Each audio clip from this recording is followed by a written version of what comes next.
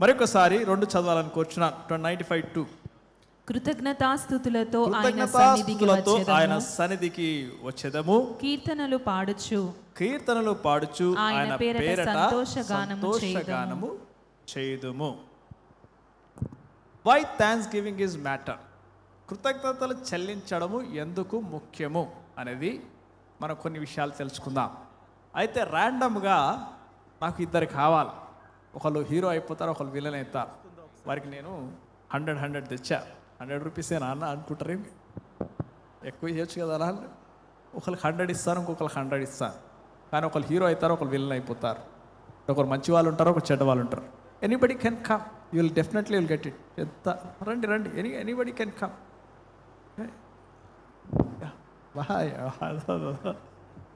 Come ఇద్దరు రండి, అటు సైడ్ వచ్చే. కానీ ఒకళ్ళు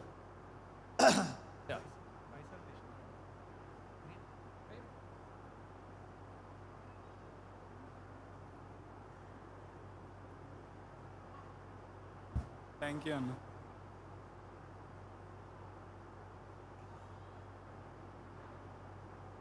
పోండిగా మీకోసమే అది. అబ్బా 100 రూపీస్ వచ్చేసాయి కదా వాళ్ళకి, నేను వస్తే బాగుంటుండే అనుకున్నారా? కానీ ఇద్దరిట్లో ఒకళ్ళు ఏం చేశారు, ఇంకొకరు చెప్పలేము. ఇద్దరిట్లో ఎవరు మంచి వాళ్ళు అనుకున్నారు? మీరు ఎవరు మంచి వాళ్ళు అనుకున్నారు? థ్యాంక్ యూ చెప్పిన వాళ్ళు మంచిగా అనుకున్నారు కదా. చెప్పిన వాళ్ళు మంచి వాళ్ళు కాదనుకున్నారు. అవునా కాదా? కరెక్టా కాదా? మీ మనసులో మాట చెప్పండి. అవునా కాదా? It's true or not? Right. అందుకొరకే కృతజ్ఞతలు చెల్లించడము దేవుడు దాన్ని ఒక ఆజ్ఞగా పెట్టాడు. కృతజ్ఞతలు చెల్లించడము చాలా ఇంపార్టెంట్ అని చెప్తున్నాడు. దేవునికి అది చాలా ప్రాముఖ్యమైనది. కానీ మనమే కృతజ్ఞత చెల్లించాలంటే చాలా కష్టపడతాం. అది చాలా ఈజీ అనుకుంటాం, కానీ అంత ఈజీ కాదు. ఒక చిన్న సంఘటన. యేసుక్రీస్తు సేవ చేసే కాలంలో ఆయన యెరూషలేము నుండి గలిలీకి వెళ్తున్నాడు. గలిలీకి వెళుతూ ఉంటే 10 మంది కుష్ఠు రోగులు వస్తారు. వచ్చి ఆయన మార్గ మధ్యలో కలిసి, నజరేయుడైన యేసయ్యా మమ్మల్ని స్వస్థపరచవా అని అడుగుతారు. అడిగినప్పుడు మీరు వెళ్ళి దారిలో ఎప్పుడైతే మీరు యాజకుని చూపించే లోపట మీరు అందరూ స్వస్థపడతారని చెప్తారు. అందరూ స్వస్థపడతారు, కానీ ఒక్కడే తిరిగి వస్తాడు. ఎంతమంది వస్తారండి? ఒక్కడే తిరిగి వచ్చి దేవునికి సాష్టాంగపడి కృతజ్ఞత చెల్లిస్తాడు.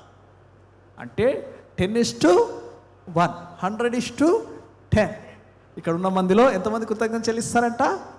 పర్సంటేజ్ 10%. ఎంత? 10% జ్ఞాపకం చేసుకోవాలి.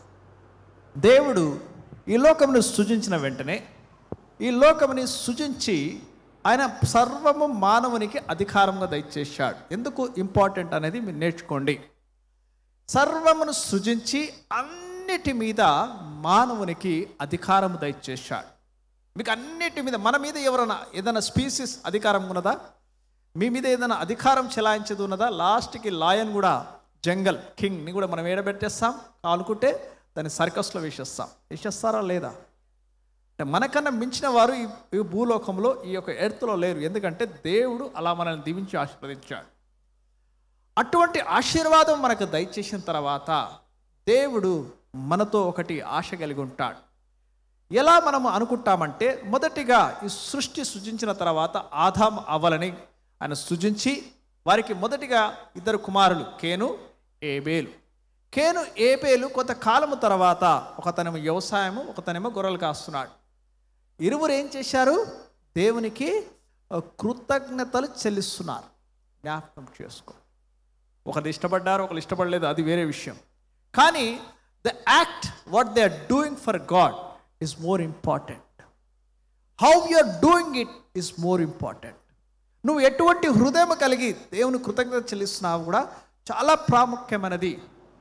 ఎందుకనగా అంటే మన పరిశుద్ధ గ్రంథము చదివినప్పుడు, నేను ఈసారి మారుగా అడుగుతున్నాను, ఎన్ని పుస్తకాలు ఉన్నాయి? ఇక్కడ రెడీగా ఉంటాడు. పాత నిబంధనలో ఎన్ని పుస్తకాలు ఉంటాయి? కొత్త నిబంధనలో గుర్తుపెట్టుకోండి. ఈ మాత్రం మనం గుర్తుపెట్టుకోకపోతే కష్టం. మీరు మొత్తం వర్సెస్ ఎన్ని ఉంటాయి? 31,102. ఓకేనా? ఇక మిగతా మీరు నేర్చుకోండి. అయితే మొదటిగా మానవుని దేవుడు సృజించిన తర్వాత మానవునితో అంటే మానవులం అంటే ఎవరండి? మీరా, పక్క వాళ్ళందరం మానవులమే. మనతో దేవుడు సూటిగా సంభాషించేది ఏం చేసేదండి? మాట్లాడేది. Direct communication. ఇప్పుడు నేను కాక మీతోటి మాట్లాడినట్టు డైరెక్ట్ కమ్యూనికేషన్. ఆయన స్వరంని డైరెక్ట్గా వినేది. ఆదాము విన్నాడు, పాపం చేస్తున్న తర్వాత దాచుకున్నాడు. అలా చూస్తూ ఉంటే పరిశుద్ధ గ్రంథంలో అబ్రహాము ఆయన స్వరమును విన్నాడు, నోవా ఆయన స్వరమును విన్నాడు. ఆయన వారితో నడిచేవాడు, మాట్లాడేవాడు అని బైబిల్ సెలవిస్తుంది. The period of communication, the period of direct communication with God. మనుషులకి కమ్యూనికేషన్ ఉండేది. తర్వాత ఆయన ఒక ప్రజలను ఎంచుకున్నాడు. అబ్రహాముని ఎంచుకొని ఆయన జనాంగముగా చేసిన తర్వాత యాకోబు ద్వారా ఇజ్రాయెల్ సంతతిని ఆయన ఏర్పాటు చేసుకున్నాడు. వారికి అనేకమైన జనాంగం అయిపోయే వరకలా దేవుడు సినాయి కొండ మీద ఏం చేశాడంటే వారికి ఆజ్ఞలని దయచేశాడు. Rules and regulations. మీరు ఇది చేయొచ్చు, ఇది చేయకూడదు. దేవుడు కమ్యూనికేషన్ ఉండకపోయేది. ఏమున్నాయండి? Rules and regulations. ఇది చేయొచ్చు కరెక్ట్, ఇది చేయకపోతే రాంగ్ అని. అలా కొంతకాలమైన తర్వాత ప్రతి ఒక్కరికి ఒక నిబంధన పెట్టాడు. ఏం పెట్టాడు అంటే, మీరు ప్రతి ఒక్కరు ఒకవేళ పాపము చేస్తే, మీరు దేవునికి అయిష్టముగా జీవిస్తే మీరు చేయవలసినది ఏమిటి? ఆయనకి కృతజ్ఞతలు చెల్లించడానికి బలిని అర్పించమని చెప్పాడు. ఏం చెప్పాడండి? బలిని. ఎన్ని రకముల బలిలు ఉన్నాయంటే పాప పరిహారార్థ బలి, సమాధాన బలి, అలానే చూస్తూ ఉంటే అపరాధ పరిహారార్థ బలి, ఇంకా దహన బలి, గ్రెయిన్ ఆఫరింగ్. 5 బలులుగా మనం చూస్తాం. యేసుక్రీస్తు కాలం వరకు ఇజ్రాయెల్ ప్రజలు ఇలానే బలులు అర్పిస్తూ ఉండే. ఇజ్రాయెల్ ప్రజలు కాని వారు కూడా అన్య దేవతలకి బలులు అర్పిస్తూ ఉండే. ఇంకొక మీకు తెలియని విషయం ఏమిటంటే, పాతకాలంలో పిల్లలను కూడా అర్పించేది. ఎవరిని అర్పించండి? పేగన్స్. అలా పిల్లలని, చిన్నపిల్లల్ని అర్పించేవారు. క్రూరమైన ఒక పరిస్థితిలో ఆ కాలం ఉండేది.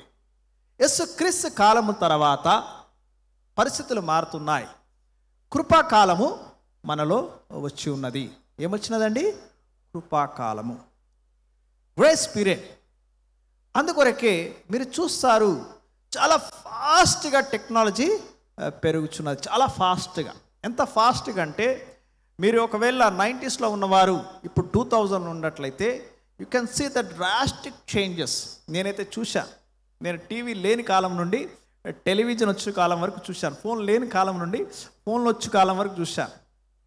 మీరు కొంతమంది అన్నీ వచ్చిన తర్వాత చూశారు. అన్నీ చూసుకుంటూ వచ్చడం అనేది మా బ్లెస్డ్ ఇయర్ అంటాం. బ్లెస్డ్ ఇయర్ అబ్బా అని అంటాం. నేను ఎందుకు ఇవన్నీ మీకు చెప్తున్నానంటే, దేవుడు అంతకాలము వచ్చే మునుపు అనేకమైన ఆయన ఆశ్చర్య కార్యములు ఈ లోకమునికి చేస్తారు. మానవులు కనుక్కునేది చాలా తెలివివంతులు అనుకుంటారు. వాళ్ళు కనుక్కోక మునిపే అవన్నీ ఉన్నవని జ్ఞాపకం చేసుకోండి. గ్రావిటేషను మనం చూస్తాం, న్యూటన్లా చూస్తే ఆయన చెప్పక మునిపే అది ఉన్నది, ఆయన దాన్ని కనుగొన్నాడు అంతే. మానవులు ఎంత తెలివి ఉన్నను ఏది సొంతగా వారు సృజింపలేరని జ్ఞాపకం చేసుకోండి. ఈ ఒక భూమిని వాడుకోకుండా, ఈ భూమి పదార్థములు వాడుకోకుండా ఏది సృజింపలేరు. ఇది నిజం, ఇది నిజం. జ్ఞాపకం చేసుకుందాం. మీరు ఏ వస్తువు పట్టుకున్నా అది క్రియేషన్ వచ్చిన తర్వాత కూడా దాంట్లో భూమికి సంబంధించినది ఏదో ఒకటి ఉంటూనే ఉంటుంది. అవునా కాదా? Is true or not? Yes, right. So మనం తెలుసుకోవాల్సిన విషయం ఏమిటంటే, దేవుడు మనల్ని సృజించిన తర్వాత ఆయనతో మనకు సంబంధం ఉండడానికి, కనెక్షన్ ఉండడానికి, ఈ సృష్టి యావత్తు ఆయనది కదా, ఈ సృష్టికి మనకు అధికారం ఇచ్చాడు కదా, మనకొక నిబంధన, ఆజ్ఞ ఇచ్చాడు. ఏం ఆజ్ఞ అది? ఆయనకి మనము కృతజ్ఞతలు చెల్లించడము. ఇందాక నేను 100 రూపీస్ ఇస్తే ఒకరు ఏం చేశారు? థ్యాంక్ యూ చెప్పారు. ఇంకొకరు చెప్పలేదు. చెప్పిన వారిని దేవుడు ఇష్టపడతాడు, చెప్పని వారిని దేవుడు ఇష్టపడడు. అందుకొరకే కొలస్సీలకు రాసిన పత్రిక 3వ అధ్యాయం 17వ వచనం చదువుదాం. 3:17. మరియు మాట చేత కానీ క్రియ చేత గాని మీరేమి చేసినను ప్రభువైన యేసు ద్వారా తండ్రి అయిన దేవునికి కృతజ్ఞతాస్తుతులు చెల్లించుచు సమస్తమును ఆయన పేరట సమస్తమును ఆయన పేరట చేయుడి అని బైబిల్ సెలవిస్తుంది. కానీ మనకు సహజముగా కృతజ్ఞతలు చెల్లించడం చాలా సులువు అనుకుంటాం. ఇట్స్ వెరీ ఈజీ కదా, థ్యాంక్ యూ అని చెప్పడము చాలా ఈజీ కదా అనుకుంటాం. కానీ వాస్తవానికి అది చాలా కష్టము. ఎందుకంటే మన కోర్ ఆఫ్ అవర్ హార్ట్, మన హృదయంలో ప్రతిసారి డీప్ ఇన్ ద రూట్స్లో కంప్లైంట్స్ ఉంటాయి. నా ముక్కు బాగుంటే బాగుండు, నేను తెల్లగుంటే బాగుండు. వాస్తవమే, ఏదో కంప్లైంట్ ఉంటేనే ఉంటుంది. నా డాడీ మమ్మీ ఇది ఉంటే బాగుండు, నాకు ఇవన్నీ ఎందుకు. ప్రతిదీ మన root of our core of హార్ట్లో ఏముంటాయంటే మనకు డీప్లో కంప్లైంట్ నేచర్ ఉంటుంది మనకు. అందుకొరకే ఏమన్నా పక్క వాళ్ళ కంప్లైంట్స్, మనం ఏదైనా అవార్డ్ ఫంక్షన్ కన్నా ఏదైనా గాసిప్ ఏదైనా అయిందంటే, ఇన్సిడెంట్ అయిందంటే వేరే వెళ్ళి మస్తు చాలా చూస్తూ ఉంటాం. అది నిజమే కదా. మెచ్చుకున్న దానికన్నా క్రిటిసైజింగ్ బాగా చూస్తాం. క్రిటిసైజ్ ఎవరేమైనా దొరికారు అంటే క్రిటిసైజ్ అంటే అందరం చూస్తూ ఉంటాం. ఎవరైనా మెచ్చుకునేదైతే ఏం చేశాడు లే, ఒకసారి చూసి గ్లాన్స్ ఇచ్చి వదిలేస్తా. That is the root cause of us we never be gratitude. కృతజ్ఞతలు చెల్లింపలేని హృదయాలు కలిగి మనం ఉంటాం. ఎందువల్ల అంటే మనమందరము స్వార్థపరులము, గర్వముతో కూడిన వారము, అహంకారముతో కూడిన వారు. అందుకొరకే పరిశుద్ధ గ్రంథము మనకేం సెలవిస్తుందంటే, నువ్వు దేవునితో సంబంధము కలిగి ఉండడాని కోసమై, దేవునితో నువ్వు నడవడాని కోసమై, దేవుడిచ్చి ప్రతి ఆశీర్వాదము నీ జీవితంలో నెరవేర్చబడడానికి ఆయనకి కృతజ్ఞతలు చెల్లించడము ప్రాముఖ్యమని ఆజ్ఞగా మనకు తెలియబడినది. హల్లెలూయా. అందుకొరకే మనము ఏమి చేసినను సమస్తమును ఆయన పేరట కృతజ్ఞతలు చెల్లించుచు చేయమని బైబిల్ సెలవిస్తుంది. జనరల్గా కృతజ్ఞతలు ఏమిటంటే attitude is a matter for gratitude అంట. నీ గుణము బట్టి ఉంటుంది నువ్వు కృతజ్ఞతలు చెల్లిస్తావా లేదా అని. కృతజ్ఞతలు చెల్లించకపోవడము ఒక పాపమని జ్ఞాపకం చేసుకోండి. ఇప్పుడు మీరు కృతజ్ఞత చెల్లించకపోతే అది ఒక పాపం. అంత దినములలో ఏమవుతుంది అని బైబిల్ సెలవిస్తుందంటే, 2 తిమోతిలకు రాసిన పత్రిక 3వ అధ్యాయం 1 నుండి 2లో ఏమని రాయబడిందంటే, అనేకమైన విషయాలు వివరిస్తూ అంత దినములలో కృతజ్ఞతలు లేని వారుగా మనుషులు ఉంటారని బైబిల్ సెలవిస్తుంది. ఎందుకు అంటే we are very much self centred. చేశాడు, పిల్లలు అడుగుతారు. ఇప్పుడు ఈ కాలంలో పిల్లలు కూడా మనం ఏమైనా వారికి ఇవ్వలేదనుకో, మరి ఎందుకన్నారు? పాయింట్ అర్థమైందా? మీరు చేయలేంది ఎందుకు మీరు?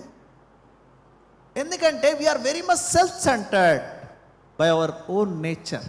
మనం చాలా మటుకు అలా ఉంటాం కనుక, ఒకవేళ నిజమే మీరు ఎవ్వరు కృతజ్ఞతలు చెల్లించకుండా, మీరు ఏమి థ్యాంక్స్ గివింగ్ ఇవ్వకుండా మీరు అలానే జీవిస్తూ ఉంటే, చిన్న విషయం చెప్తా.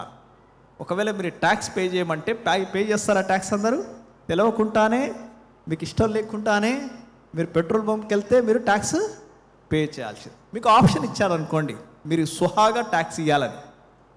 మనం ఇన్కమ్ ట్యాక్స్ ఎంతమంది కరెక్ట్ కడతారు?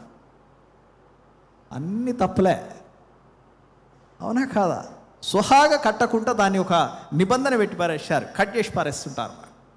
ఒకవేళ అందరికీ మనం ఈ లోకంలో అదే ఆప్షన్ ఇచ్చామనుకోండి, మీరు స్వహాగా మీరు ట్యాక్స్ కట్టాలి అని చెప్తే మనకు రోడ్లు ఉండవి, మనకు ఏముండదు, డిఫెన్స్ ఉండదు, ఎవ్వరు బాగుండరు. అందుకొరకు దాన్ని ఏం చేశారు? గవర్నమెంట్ ఏం చేశారు? దాన్ని ఒక రూల్ లాగా పెట్టారు. అలానే పరిశుద్ధ గ్రంథము కూడా నీకు కృతజ్ఞతలు చెల్లించుకుంటూ నువ్వు జీవించాలని పరిశుద్ధ గ్రంథము నీకు బోధిస్తున్నది. కానీ అది స్వయముగా చేయమని చెప్తున్నది. అది నీ ఒక స్వయం నిర్ణయంతో చేయమని చెప్తున్నది. చాలామంది కృతజ్ఞతలు ఎందుకు చెల్లించారంటే మర్చిపోతాం. ఏం చేస్తామండి? మర్చిపోతాం, లేదంటే నెగ్లెక్ట్, నిర్లక్ష్యము. ఈ గుణము మనకే ఉన్నదా అంటే లేదు, యాకోబు కూడా ఉన్నది. ఎవరికి ఉన్నది? యాకోబు ఏశావు ఎప్పుడైతే ఆయన దగ్గర మొత్తము ఇసాకు ద్వారా ఏశావుకు రావాల్సిన ఆశీర్వాదం తీసుకొని, అమ్మ నా బ్రదర్ నన్ను చంపివేస్తాడు, నేను వెళ్ళిపోతాను నా మామ దగ్గరికి అని వాళ్ళ తల్లికి చెప్తే, మధ్యలో బేతేలు అనే ప్రాంతంకి వెళ్తాడు. అక్కడ ఒక దర్శనం వస్తుంది ఆయనకి. ఆ దర్శనము ఆయనకి మెట్లు వేసినట్టు, దేవదూతల పైకి కిందికి వస్తున్నట్టు ఆ ప్రార్థన చూసి, ఆ దర్శనం చూసి ఆయన ప్రార్థిస్తాడు. ఒక చిన్న రాయిని పెట్టి, నేను తిరిగి క్షేమంగా వస్తే నీకు ఇక్కడ బలినిస్తానని చెప్తాడు. ఆయన తిరిగి వచ్చేటప్పుడు మర్చిపోతాడు. దేవుడు అతని జ్ఞాపకం చేస్తాడు. ఒక్కోసారి దేవుడు మనకు అనేకమైన విషయాలు మన జ్ఞాపకం చేస్తాడు. అందుకొరకు కీర్తనకారుడు ఒక మాట అంటాడు చూడండి, కీర్తనలు 103:2 ఏమంటాడు చూడండి, నా ప్రాణమా యెహోవాని సన్నతించుము, ఆయన చేసిన ఉపకారములో దేనిని మరవకము. ఆయన చేసిన ఉపకారములో దేనిని మరవకని చెప్తుంటాడు. నా జీవితంలో కూడా నేను సరిగా I'm not a church Gower. First నుండి నన్ను బలవంతంగా హెబ్రోన్ బ్యాక్గ్రౌండ్ నుండి ఉన్నాను. ఆయన కూడా కష్టంగా చర్చ్కి వెళ్ళేది. అయితే యూత్లో కొంచెము నా MBA అయిపోయిన తర్వాత కొంచెము చర్చ్కి వెళ్ళడం ఆరంభించాను. ఆరంభించినప్పుడు అక్కడ నాకు ఎప్పుడైతే నేను అబ్రాడ్కి ప్రయత్నం చేస్తున్నప్పుడు అక్కడ పాస్టర్ గారు వారు మంచిగా వాక్యాలు చెప్తుంటే పాటలు పాడి కామెడీ ఇట్లా నేను జోక్ చెప్తా ఉంటే నాకు ఇంట్రెస్టింగ్ అనిపిస్తుండే. సీరియస్గా ఉంటే నాకు ఇంట్రెస్టింగ్ అనిపేది, ఎందుకంటే నిద్ర వస్తుంది కాబట్టి. అది గట్టిగా ఒకసారి చప్పట్లు కొడదాం, మరి ఒకసారి గట్టిగా చెప్దాం. God bless you all. నిద్రపోయే వాళ్ళు లేస్తారు. ఎందుకు కొట్టించారని నిద్రపోయే వాళ్ళు లేస్తారు. నేను వెళ్ళేటప్పుడు అక్కడ పాస్టర్ గారు ఒక మారుతి వ్యాన్ కొన్నారు. కొన్నప్పుడు ఆయన దీని EMI ఇంత అవుతుందని చెప్పాడు. అప్పుడు నేను నా మనసులో ఏమనుకున్నానంటే, అయ్యా నన్ను నువ్వు లండన్ పంపిస్తే లేకపోతే యూఎస్కు పంపిస్తే నేను ఆ EMI కడతా, ఒక EMI నేను కడతా అని ప్రార్థన చేసుకున్నాను. మనకు వచ్చిన ప్రార్థన 2 నిమిషాల దేవుడు దాన్ని ఆమెన్నాడేమో. నేను వెళ్ళాను, దేవుడు అద్భుత కార్యంగా లండన్కి వెళ్ళిపోయాను. కానీ ఏమైపోయింది చెప్పండి? మనలో అలవాటు, నా సంపాదన, నా కష్టము, నేను కష్టపడిపోయా. ఈ పాస్టర్ గారు ఎడికలు వచ్చారు మధ్యలో, ఆ రోజుదో నోరు జారా. అవసరమా ఆయనకి ఇచ్చేది? అవసరమా? ఆయన ఎక్కడో ఆయన విన్నాడా ఆయన నన్ను అడగడానికి అని నేను ఇవ్వలే. అవసరం ఏముంది? వెళ్ళిపోయా, అయిపోయింది, వచ్చాను, వివాహం అయిపోయింది, అంత బాగానే ఉంది. అని నాకు పాస్టర్ గారి యొక్క కూతుర్ని చేసుకున్నాను. ఎవరిని చేసుకున్నానండి? పాస్టర్ అంటే నాకు బడది, పాస్టర్ లైనే బడది నాకు. పాస్టర్ గారి కూతుర్ని చేసుకున్నాను. ఇలానే మాటల్లో అక్కకి చెప్పా, నేను ఇలా అనుకున్నానంటే, నువ్వు పెద్ద పాపం చేశావు. అమ్మా ఇంత పెద్ద రియాక్షన్ ఇస్తుంది ఏంది ఇది? నేను ఇది సింపుల్ అనుకున్నాను. ఇదేమో సింపుల్ ఇట్ ఈస్. లేదు, చాలా పెద్ద పాపం, అందుకొరకే నువ్వు లండన్ నుండి రిటర్న్ వచ్చేసావంట. అమ్మా నిజంగానే ఇంత ఎఫెక్ట్ ఉంటుందా? ఎస్ ఉంటుంది. నీకు తెలియదు. నువ్వు దేవునికి సీక్రెట్గా చెప్పింది కూడా దేవుడు గుర్తుపెట్టుకుంటాడంట. ఇంత పవర్ఫుల్లా? Yes, it's very powerful. You don't know Dave. అమ్మా ఇది ముందే తెలిస్తే ఇచ్చేద్దు కదా. ఇప్పటివరకు ఇంతగానం చేతులు కాలిన తర్వాత ఆకులు పట్టుకుంటే ఏం లాభం? నా పరిస్థితి అదే అయిపోయినది. అయినా ఇంకా మనము శాపంలోకి రాకుండా ఉండాలంటే వెంటనే పోయి ఆ పాస్టర్ గారికి ఆ EMI ఇచ్చేయండి. వెంటనే వెళ్ళాను. ఆ పాస్టర్ గారు యాక్చువల్లీ అక్కవారికి పరిచయం ఉన్నవారు. వెళ్ళాను. వెంటనే చాలా ఆశ్చర్యపోయాడు. వచ్చిన వెంటనే మమ్మల్ని ఎంతో హానర్ చేస్తూ ఉన్నాడు. నేను ఒట్టి ఎన్వలప్ ఇయనికి వచ్చానని ఆయనకి చెప్పాను అని మెల్లగా ఎన్వలప్ ఇచ్చేసి బయటకు వచ్చేసాను. చాలాసార్లు మనము నిర్లక్ష్యం వల్ల, మన మతిమరుపు వల్ల దేవుడికి మన కృతజ్ఞతలు చెల్లించడం మర్చిపోతాం. మనం కష్టంలో ఉన్నప్పుడు ఎమోషన్ ఎప్పుడైతే మనకు స్ట్రైక్ అవుతుందో, ఎమోషన్ ఏదైనా మనకు టచ్ అయినప్పుడే అప్పుడు మనకి ఎవరు గుర్తుకొస్తారు? దేవుడు గుర్తుకొస్తాడు. కానీ నువ్వు దేవుడు చేసిన అన్ని ఉపకారములని జ్ఞాపకం చేసుకున్నాను. దేనిని మరవకూడదు నీ జీవితంలో. ఒకవేళ నీ మంచి ఈరోజు వెళ్ళి కింద ఈరోజు బాస్మతి రైస్ తోటి ఏంటిది బిర్యానీ తిన్నా, పులావ్ తిన్నా, ఎవరు స్తుతించాలా? అన్నను కాదు. అన్న దేవుడి ద్వారా దయచేయబడ్డాడు. దేవుణ్ణి ఏం చేయాలా? స్తుతించాలి. హల్లెలూయా. అటువంటి గుణలక్షణములు కలిగి ఉండాలి. ఎందుకనగా అంటే ఎప్పుడైతే మీరు ఎప్పుడు కృతజ్ఞతలు చెల్లించరు అంటే మీరు స్వార్థపరులుగా ఉన్నప్పుడు, మీరు ఎప్పుడైతే మీ జీవితంలో ప్రైడ్, నేనే గొప్ప కదా, అవసరం ఏముంది నాకు వీళ్ళ కృతజ్ఞత చెల్లించడము అని అనుకున్నప్పుడు దేవుడు నిన్ను పడివేస్తాడని జ్ఞాపకం చేసుకో. ఎజికియా రాజుని మీరు జ్ఞాపకం చేసుకుంటే ఆయనకి బాధకరమైన రోగం వచ్చినది, చనిపోతాడని ప్రవక్త ద్వారా విషయ ద్వారా పలికితే ఆయన దేవుని సన్నిధిలో ప్రార్థిస్తే వెంటనే ఆయనకి ఎన్ని సంవత్సరములు? 15 సంవత్సరములు జత చేస్తాడు. కానీ ఈయన మర్చిపోతాడు. మర్చిపోయి ఆయన రాజ్యంని ఇతర రాజులకి చూపిస్తాడు. దేవునికి కృతజ్ఞతలు చెల్లించకుండా మొత్తము కొల్లగొట్టుకొని వెళ్ళిపోతారు. చూడండి, మనము చేసే చిన్న చిన్న మిస్టేక్సే అనుకుంటాం, కానీ the damage will be very big అని జ్ఞాపకం చేసుకోవాలి. అందుకొరకే చూడండి, బైబిల్ ఏం రాయబడిందంటే సామెతలు 16:18 నాశనంలో ముందు గర్వము నడుచును, పడిపోవుటకు ముందు అహంకారము మనసు నడుచును అని రాయబడింది. కీర్తనలు 138:6 ఏమని రాయబడింది చూడండి, ఆయన దూరము నుండి ఎవరిని గుర్తుపడతాడంట? కీర్తనలు 138:6 యెహోవా మహోన్నతుడైనను ఆయన దీనులను లక్ష్యపెట్టును, ఆయన దూరము నుండి గర్విష్ఠులను బాగుగా ఎరుగును. ఆయన దూరము నుండి గర్విష్ఠులని బాగుగా ఎరుగుతాడంట. ఇక్కడ ఎంతమంది గర్విష్ఠులు ఉన్నారో నాకు తెలిసినా తెలియకపోయినా నేను కలిసిన వెంటనే మంచి బ్యూటిఫుల్గా నాకు ప్రైజ్ ద లార్డ్ మంచిగా మాట్లాడినా దేవుడు మాత్రము నీ హృదయాన్ని గుర్తుపడతాడు. గర్విష్ఠి నీ పని అవుతుందిలే, ఒకరోజు నీ పని కానిచ్చేస్తాను అనుకుంటాడు. అందుకొరకే ఎప్పుడు నువ్వు గర్వముని నీ హృదయంలో తెచ్చుకో. తను తగ్గించుకున్నవాడు హెచ్చింపబడతాడని బైబిల్ సెలవిస్తుంది. ఇంకొకటి, నువ్వు ఎందుకు కృతజ్ఞత చెల్లించవంటే బిటర్నెస్, మర్మరింగ్, ప్రతి విషయంలో సనుక్కోవడం. ఏముందిలే, ఏంది దేవుడు చేసింది, నాకు ఉన్నాయని తీసుకున్నాడు, ఆయనకేందంట, ఇదే గునుగుడు ఉంటుంది. అంత గునుస్తూ ఉంటాం. ఒక ఆమె ఇలానే ఫంక్షన్కి వచ్చిందంట. ఎంత ఆనందంగా ఉంది అని అంటే, అమ్మా ఎంత ఆనందంగా ఉన్నావంటే, ఏం ఆనందమయ్యా, రేపు ఏదో బాధ వస్తుంది అన్నదంట. రేపు ఏదో ఒక బాధ వస్తుంది. అందుకొరకే attitude is a matter for gratitude. నీ వైఖరి దేవుని కృతజ్ఞత చెల్లించడంలో ఉంటుందని జ్ఞాపకం చేసుకోండి. ఒక చిన్న పాప, ఒక తల్లికి 2 పాపలు ఉంటారు.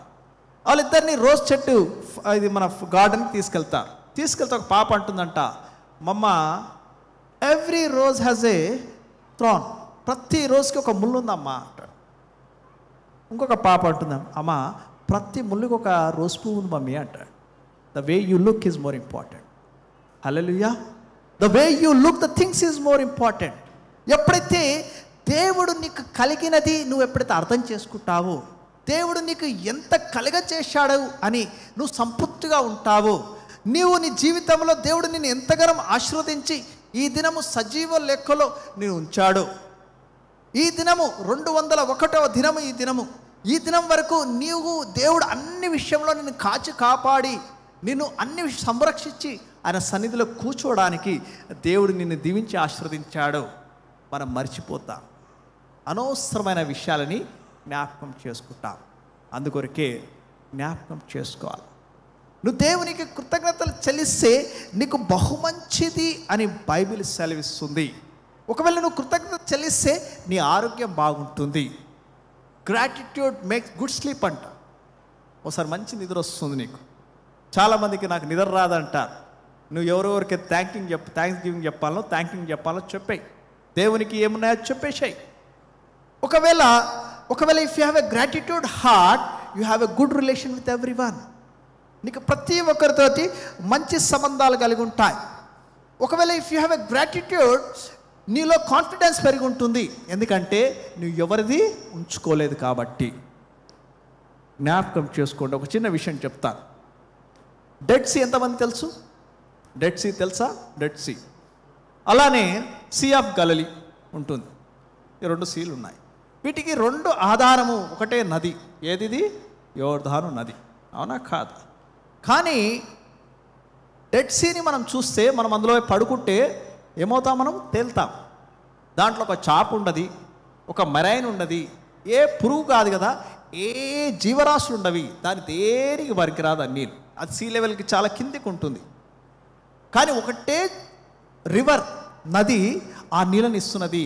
కానీ ఎప్పుడైతే నీవు సీ ఆఫ్ గలిలీని చూస్తే, అది దాని ద్వారా అనేక సస్యశ్యామలమైన పొలాలు, పంటలు, అనేకమైన మెరైన్ లైఫ్ అందులో ఉంటుంది.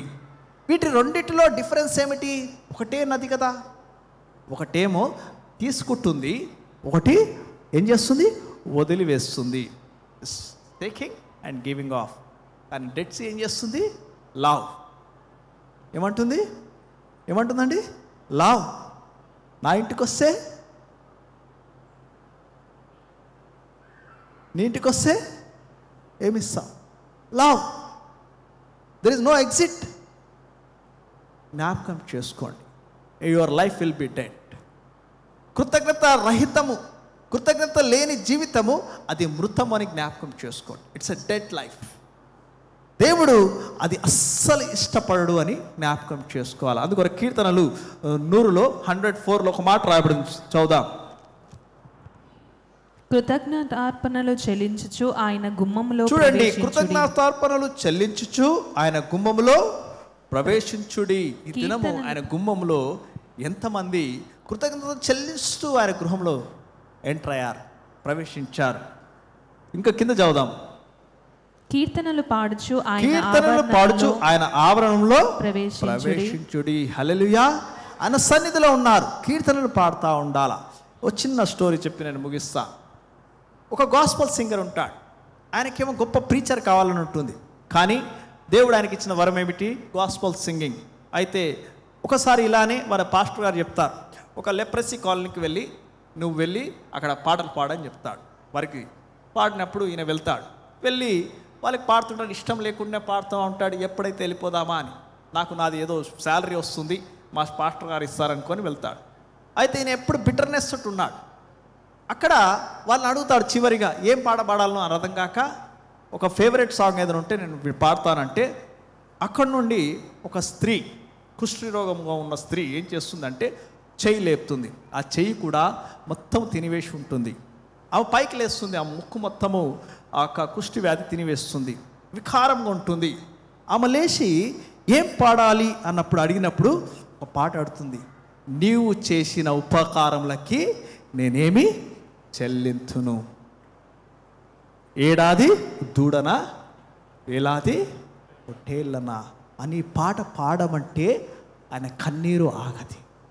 అయ్యా నువ్వు నాకు ఇంత దయచేశావు, నా జీవితమునకి అయ్యా నువ్వు అన్నీ అనుగ్రహించావు. ఆ కుష్టి రోగమున వికారము ఉన్న స్త్రీ నీకు ఏమి చెల్లించాలి, నువ్వు చేసిన ఉపకారములని జ్ఞాపకం చేసుకొని ఆమె ఎటువంటి పాట కోరుచున్నదయ్యా, నాకింత గాత్రం ఇచ్చావు, నా హృదయం చూడయ్యా ఎంత బిట్టరుగా ఉన్నది అని ఆయన కన్నీరు కారుస్తాడు.